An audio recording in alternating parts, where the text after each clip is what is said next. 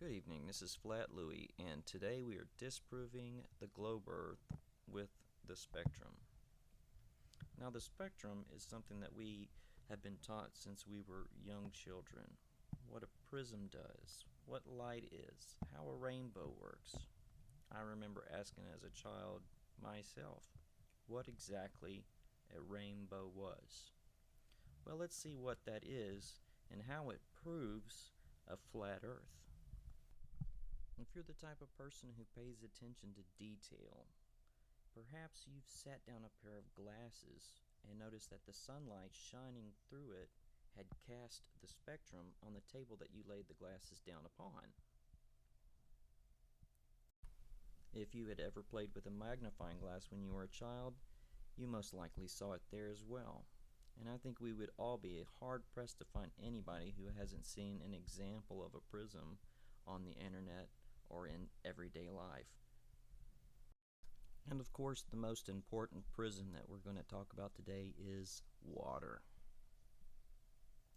Now, regardless if these airborne water droplets are from your garden hose or from a storm, the sunlight strikes the curved surface on the inside of the droplet. It reflects it back towards the person viewing it, not as pure white light, but the constituent colors within.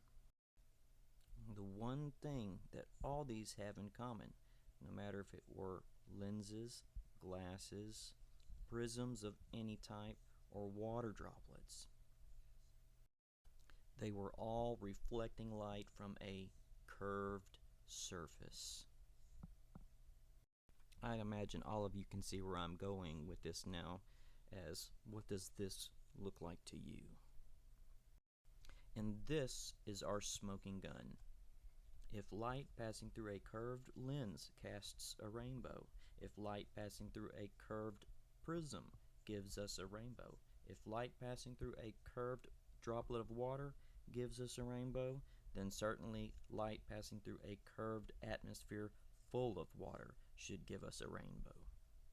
Now, the beautiful thing is, for a rainbow to appear, it requires a 40 to 42 degree angle. Now, if we place the sun at a 40 to 42 degree angle, that's about 3:30 in the sky, 3:30 p.m. or 9:30 a.m. And some of you are smart enough to know where I'm going with this. And yes, you are correct. At 3:30 on a globe Earth, rainbows would appear in the sky.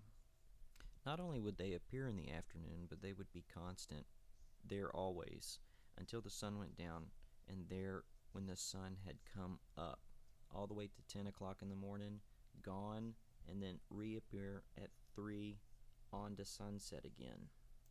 You know, another silly side effect of this would be that the day and night wouldn't be equal. Light would be reflected onto the dark side of Earth. These rainbows would be reflected onto the dark side of Earth. We would have light well into evening. So beautifully simple. If they want to accept a lens-shaped atmosphere, they need to accept lens-shaped distortions. On a flat Earth, light passes through at straight angles. There's nothing to curve the light, nothing to distort it, and this is what we see in reality, a static blue sky. We'd like to thank you for spending some time with us. Come on by our social media pages and engage in some conversation. We'd love your input. Consider contributing and becoming part of the team. Help us decide which topics to tackle next. As always, tell us what you think below. Rate, like, comment, tell a friend, and come back to see us.